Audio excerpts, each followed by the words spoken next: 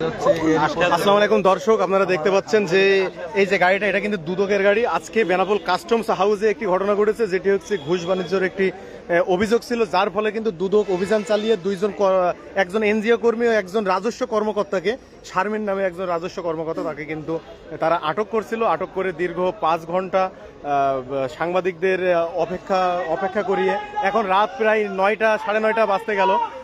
দেখুন, তারা কিন্তু একজন আসামিকে দেখিয়ে চলে যাচ্ছে এবং রাজস্ব কর্মকর্তা যে আছে তাকে কিন্তু বাঁচিয়ে দিচ্ছে। এবং এই যে দুদক থেকে যে সকল অফিসাররা এসেছে, তারা কিন্তু সাংবাদিকদের সাথে অসৌজন্যমূলক আচরণ করেছে, যার ফলে এমন একটি পরিস্থিতি তৈরি হয়েছে। এখন আপনারা দেখুন যে তাদের যে গাড়িতে করে আসছিল তাদেরকে কিন্তু অবরুদ্ধ করে রেখে দেওয়া হয়েছে।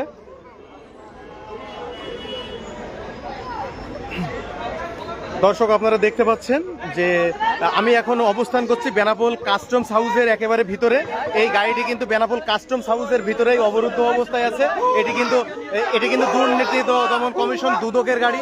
দেখতে পাচ্ছেন সবাই কিন্তু স্লোগান দিচ্ছে, কারণ তারা যে এখান থেকে একটি ঘুষ বাণিজ্য করেছে এমনটাই সবাই ধারণা করছে।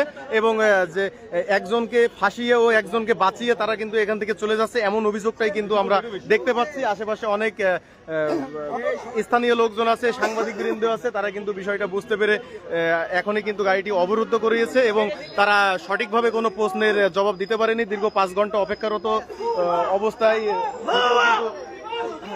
সাংবাদিকদের সাথে সঠিক কোনো তথ্য কিন্তু তারা দিতে পারেনি। আপনারা দেখতে পাচ্ছেন আমি এখন অবস্থান করছি বেনাপোল কাস্টমস হাউসের আমি ভিতরে অভ্যন্তরীণে অবস্থান করছি। এখানেই কিন্তু দুদকের যে গাড়িটি আছে সেটি অবরুদ্ধ করে রেখে দেওয়া হয়েছে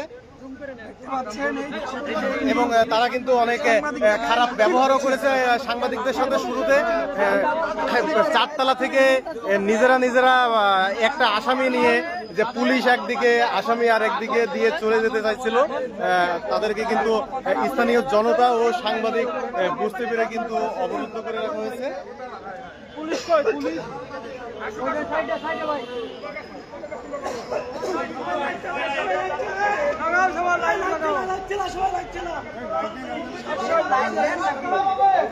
রাত প্রায় 9টা বাজতে গেল,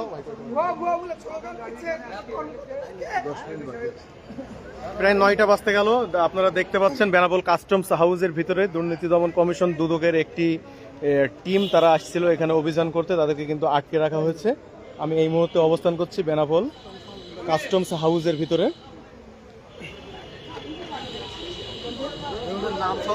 উত্তেজিত জনতা, দেখুন যে সবাই কিন্তু উত্তেজিত অবস্থায় আছে। গাড়ির ভিতরে দেখুন